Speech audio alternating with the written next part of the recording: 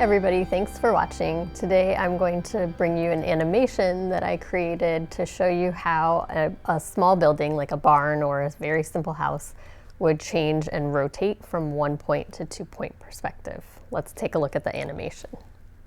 You can see the barn here is at eye level in 1-point perspective with the long side facing toward us. The windows are all level and equally spaced apart. The base of the wall, the top of the wall, and the roof line are all seen as horizontal lines.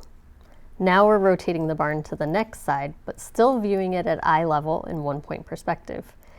Each side of the pitch of the roof is the same length and angle because we're viewing it head-on from a centered view. Now we've rotated the barn to show an eye level in 2-point perspective. You can see the pitch of the roof is now perceived differently from side to side. The front side of the roof looks wider and the left side, or the back side, looks narrower. This is because the first rule of perspective is that as things move back in space, they appear smaller. Because of this, the half closest to us looks larger than the half moving away from us. If you draw a straight line from the middle of the peak of the roof down to the ground, you will see that the front and the back are no longer equal halves at all. You can also see that the windows, which look equal in size when we were looking at them head-on in a 1-point perspective, they now appear larger in the front, both taller and wider, and gradually get smaller or shorter and narrower as they move back in space. The top and bottom of the windows, as well as the bottom and top of the wall of the barn, recede to one vanishing point, so the angles are all converging or coming together. You'll also notice that the vertical lines in the front of the barn will be longer than the vertical lines at the back of the barn, and we won't really see any horizontal lines unless they fall right at the level of the horizon line.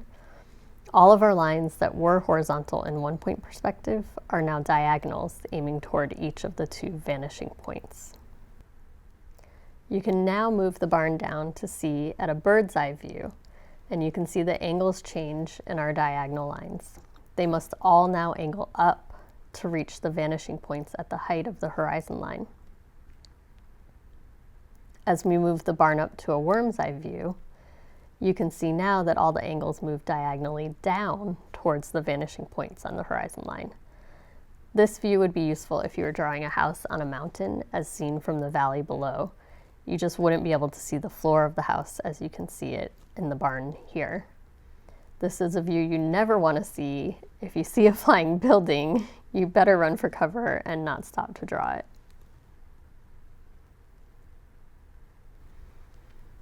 And now we can move the barn back in 2-point perspective from side to side and see that our angles and proportions change of each side of the barn.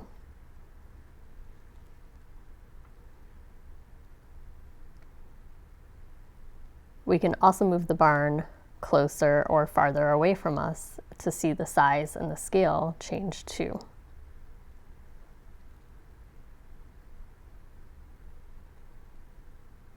And we can rotate the barn back on its central axis again, which brings us back to the 1-point perspective view we started with. I hope this animation really helps you understand the difference between 1- and 2-point perspective and how our angles can really change in a simple building like a barn or a house. Thanks so much for watching, everybody.